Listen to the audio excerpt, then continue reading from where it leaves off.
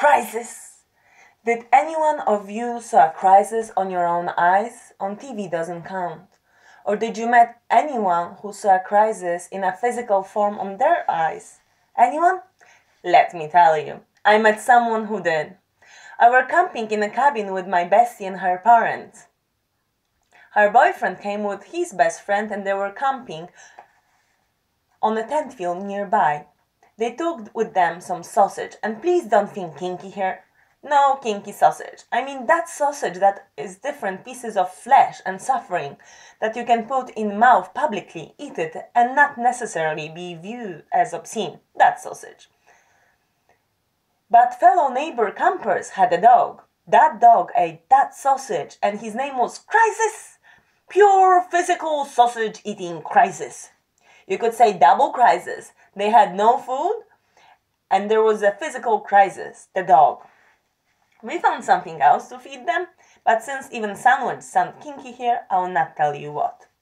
Let's get serious here. It's a comedy moment, and I kind of wanted to present an economic plan for Stavanger.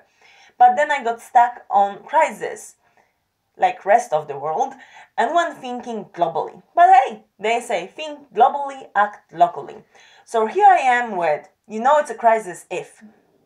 It's a crisis if thousands of people are being laid off and authorities say, don't panic. Please don't stop spending your money. They know shit will go bad and they will not get re-elected.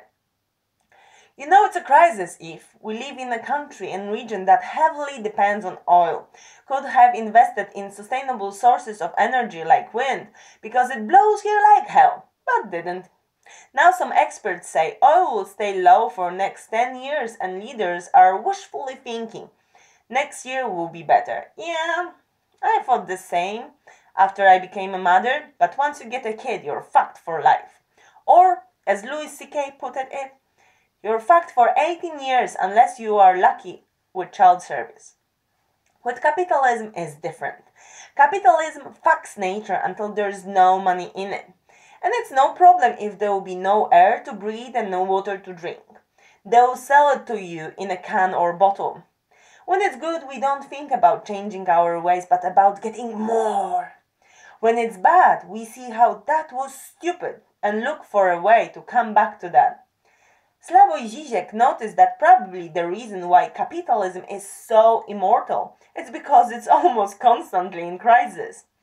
It's a crisis if you live in a system that is almost constantly in crisis. It's a crisis if Gandhi said, Earth provides enough to satisfy every man's need, but not every man's greed.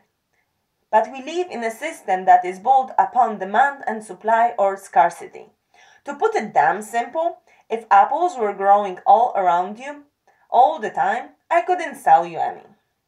It's a crisis if you know all that and still don't grow your own apples.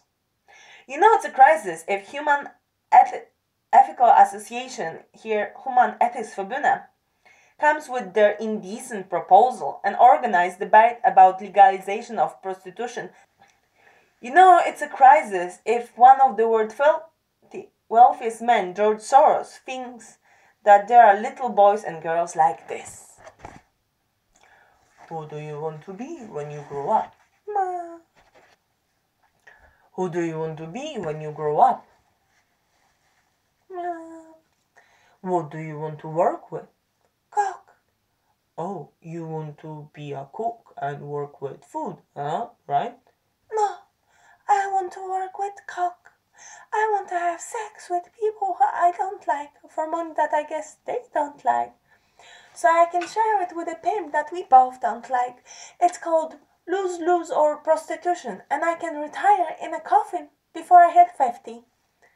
That's why George Soros makes it rain and uses non-government organizations like his Open Society Foundation that donates lots of money to Amnesty International, so together they can fight that these kids one day can legally work as prostitutes, which soon will be a wrong word.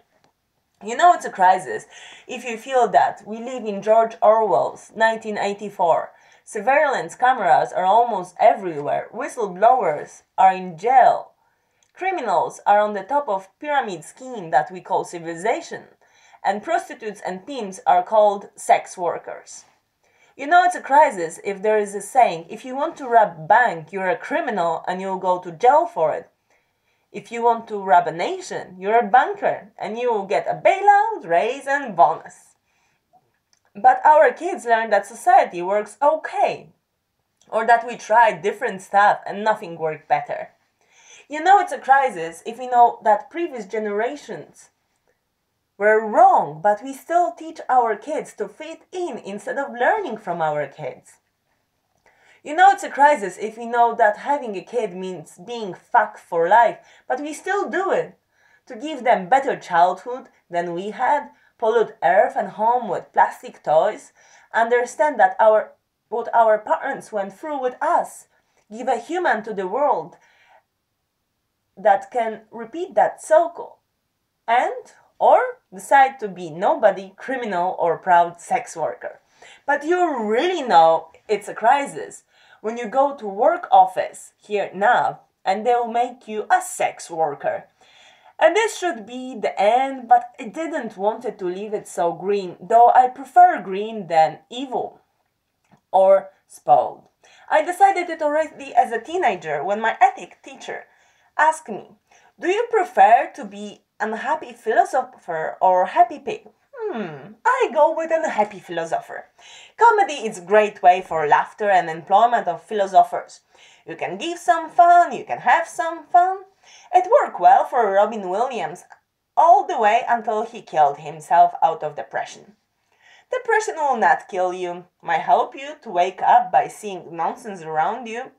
Life will kill you. Yep. I thought it out on my own. But then I heard that one Polish actor wrote and called his play with this thought. Life as deadly sexually transmitted disease. There are people who through depression awake to higher level of understanding and love and made some great TED Talks. They expanded their circle of compassion and move away from so common way of thinking, I win when you lose. I wish that this crisis will give us that kind of awakening. Huffington had an article about this, that more people commit suicide than are killed on war and by homicide combined. I think it's because we fucked the world. Let's unfuck the world. Let's just love. Let's learn from kids, do stuff for fun, not money. Treat stranger like a friend because that's how you make friends.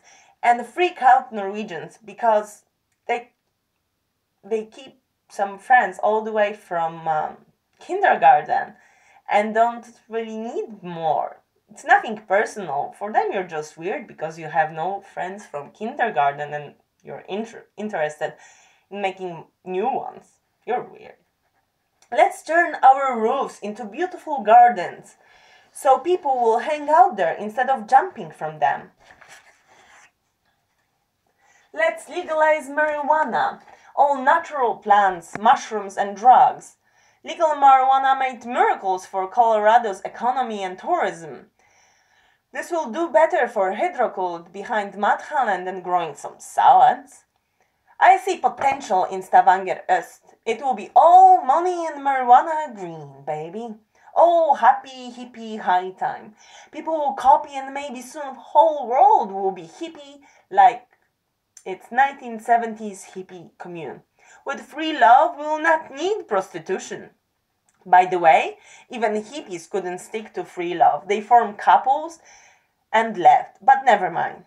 And once we all be loved and loving, high on life or something, we might forget about war and fucking up our planet and other living beings. Love, peace, and namaste.